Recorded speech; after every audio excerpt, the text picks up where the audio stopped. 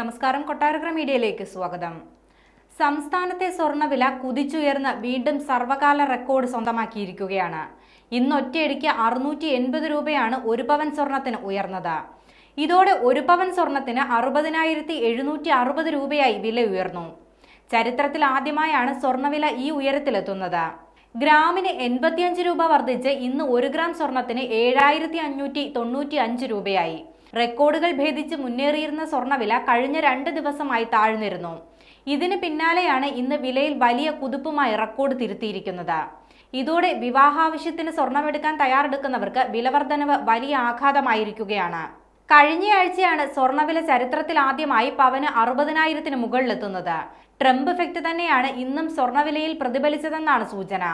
Trump American പ്രസിഡന്റായി അധികാരമേറ്റതിൽ ആഗോളതലത്തിൽ ഉയർന്ന ആശങ്കയെ തുടർന്ന് ഇന്ത്യയിലെ ഓഹരി വിപണിയും കൂപ്പുകുത്തിയിരുന്നു. ലോകത്തെ ഏറ്റവും വലിയ സ്വർണ്ണ ഉപഭോക്താക്കളാണ് ഇന്ത്യ. ഓരോ വർഷവും ടൺ കണക്കിന് സ്വർണമാണ് രാജ്യത്ത് ഇറക്കുമതി ചെയ്യുന്നത്.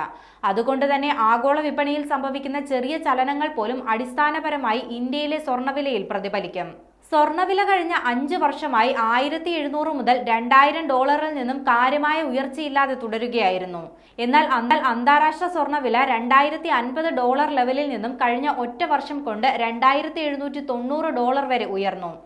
ഏകദേശം 38% ഉയർച്ചയാണ് അന്താരാഷ്ട്ര വിപണിയിൽ സ്വർണം രേഖപ്പെടുത്തിയത്. 2025 സ്വർണ്ണവിലയ്ക്ക് വളരെ നിർണായകമായ വർഷമാണെന്നാണ് കണക്കുകൂട്ടൽ.